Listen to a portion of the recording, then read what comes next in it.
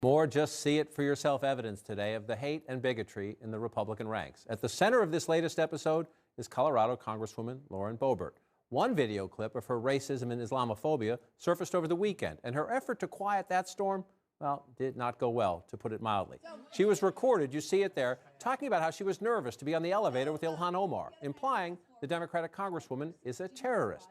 Well, Boebert called Omar yesterday, but she did not apologize. And Omar says she ended the conversation because it was simply not productive. An additional video unearthed by CNN's great K-File team helps us understand why. Congresswoman Boebert, it turns out, has told her Omar story before. This new video is from a September Republican fundraiser. Boebert not only tells her elevator story, she also calls Omar and another Muslim member of Congress black-hearted and evil. One of my staffers on his first day with me got into an elevator in the Capitol. And in that elevator, we were joined by Ilhan Omar. Press the emergency button. Well, it was just us three in there, and I looked over and I said, well, look at there, it's the Jihad Squad. Yeah. She wasn't dropping and running, so we're good. Let's bring in Andrew Kaczynski. He's the leader of CNN's K-File, broke this story. Andrew, one of the value of this fantastic digging by you and your team is that your eyes and your ears don't lie. We see her for who she is and what she believes. Let's listen to just a little bit more. You have Ilhan Omar and Rashida Tlaib. These are just black-hearted, evil women who want to destroy our Tell us more about what you found. You just hear they're black-hearted, evil women. I guess right. Because they're Muslim. Yeah, and you spoke about this in your intro. This is the second time in which she has made these comments. This story where she jokes that Ilhan Omar, who is Muslim, is a terrorist, basically. She notably tells, it's basically the same story that she told in the events that went viral last week. She claims Omar didn't have a backpack, so she felt safe, implying that any Muslim person with a backpack is a terrorist. Omar's people have basically said this story is a fabrication. They weren't on an elevator together. I messaged with Omar, who said that Boebert is unhinged, and notably, the story is actually a little different from last time. There's no Capitol Hill police officer confusing her for a terrorist or something. So it does lend, I think, a little bit of credence to the fact that this is sort of just a made-up story that she's telling a crowd for, I don't know, laughs, maybe. I guess the joke is that Muslims are terrorists, but yeah, like I said, Omar called this unhinged.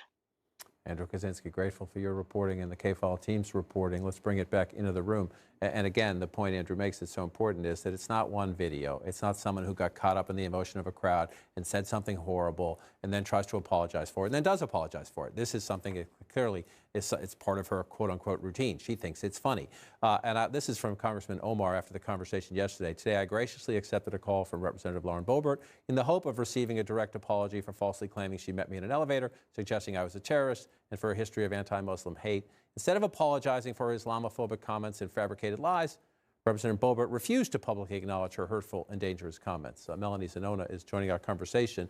Unfortunately, you have to cover this a lot in the sense that Kevin McCarthy, the leader, refuses to do anything or anything meaningful about extremism in the ranks. He urged Boebert to call Omar. He wanted to make this go away. It is not.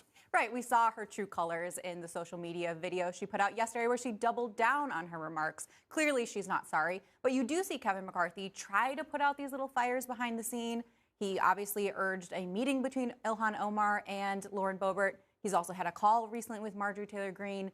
He's tried to urge these conservatives not to attack some of the fellow moderates in the party, but that strategy has its limits. And what you hear from some moderates in the party right now is, yes, we understand that McCarthy's in a tough position politically, but there's a difference between politics and doing what's right. And doing what's right would be calling out this type of rhetoric and saying it has no place in the party. Exactly right. Looking straight into a camera and saying, unless they stop, unless they apologize, they will not be welcome. They will not have committee assignments. We will not raise money for them. We will not support them. And we don't care if we get the majority or not, because principle is more important than power, which is the case made not just by reporters, not just by me, who gets a little animated about this stuff, but by one of McCarthy's fellow Republicans. Listen.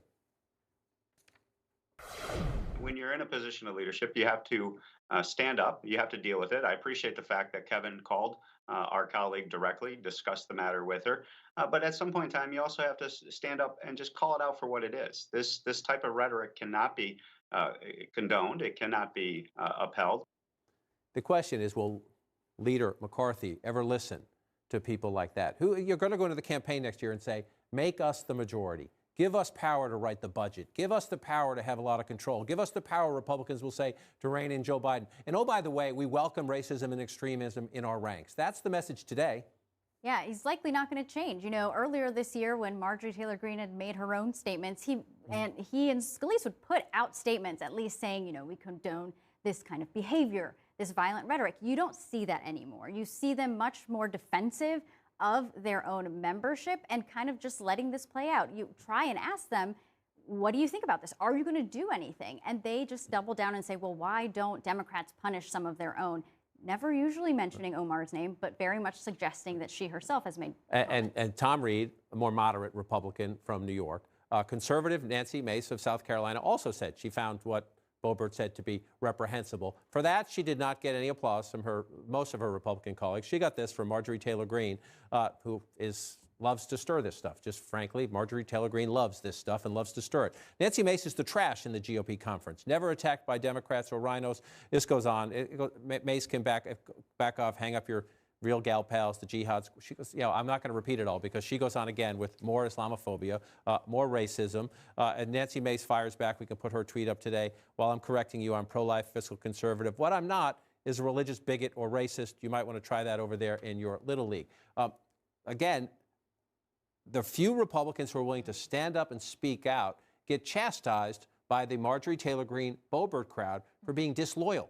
Well, and the thing is, you have Lauren Boebert and Marjorie Taylor Greene, but you also had former President Trump. I remember being at rallies with Trump where he would just put up Ilhan Omar's face and the crowd would go crazy screaming. I was at the rally where he said that Omar should go back to where she came from. So this is not something that is coming just from these kind of fringe members.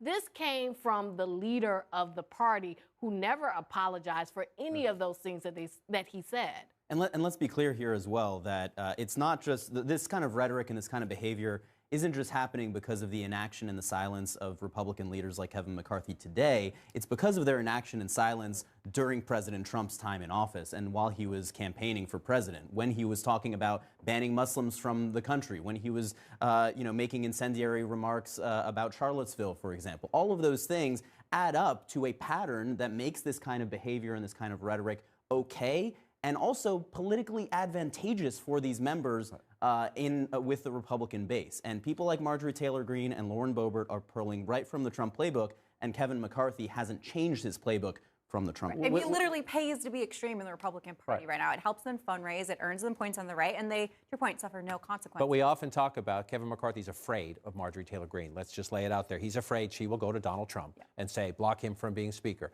But will he become afraid if more Tom Reeds speak out, if more Nancy Maces speak out? Does the other math become true? At some point, was Kevin McCarthy going to have to make a choice? Right. I mean, that is what I'm starting to hear from moderates. Behind the scenes, they're less willing to go on the record at this point, but they're saying, he could have a math problem with us if he takes us for granted. And there's more of them than there are Marjorie Taylor Greenes and Lauren Boeberts in the conference. And so it is this delicate balancing act for McCarthy. He's really caught between these majority makers who they hope will deliver them the majority next year and these Trump allies who can make or break his speakership. It should not be a hard decision. Do I stand with the racists and the bigots or do I stand with the decent people? That shouldn't really take much time.